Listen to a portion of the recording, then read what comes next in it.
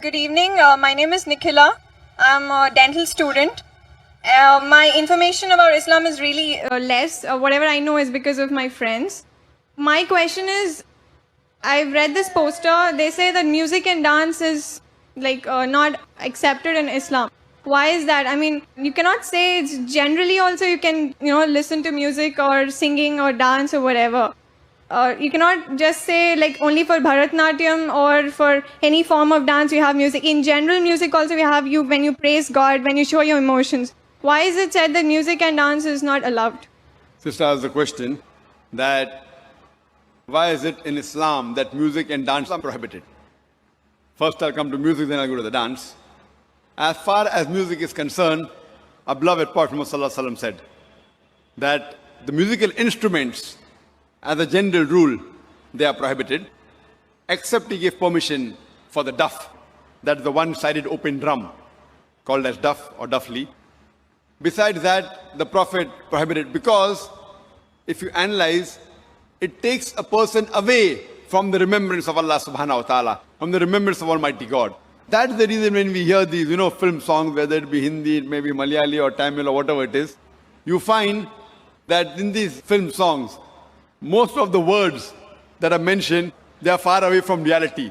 The hero tells the heroine, "Main tumhare chand tod ke leke aunga, main tumhare sitare tod ke leke aunga, I'll get the moon for you, I'll get the star for you." We know it's not possible. No man can get the star or the moon for his lover. But yet, we keep on repeating because of the ambience, because of everything. So because of this, general rule is that the music does take a person away from Allah subhanahu wa ta'ala. That is the reason a beloved Prophet prohibited musical instruments except for duff. Or as generally with your voice. For example, when a person recites the Quran. If he recites the Quran, his voice is good, that's permitted. Because that takes a person towards Allah subhanahu wa ta'ala.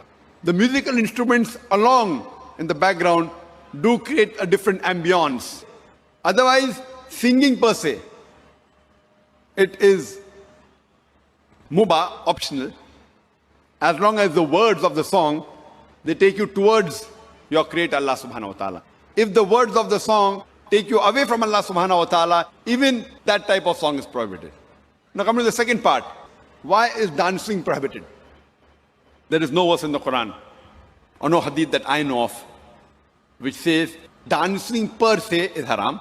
But normally, because people dance to show to the other people, we have dance performance on the stage, whereas with Bharatnatyam. Now you're doing Bharatnatyam on the stage and thousands are watching you. So normally in terms of the hijab reason, we wouldn't like to expose our ladies, our mothers, our sisters, our daughters on the stage and thousands of people looking at them.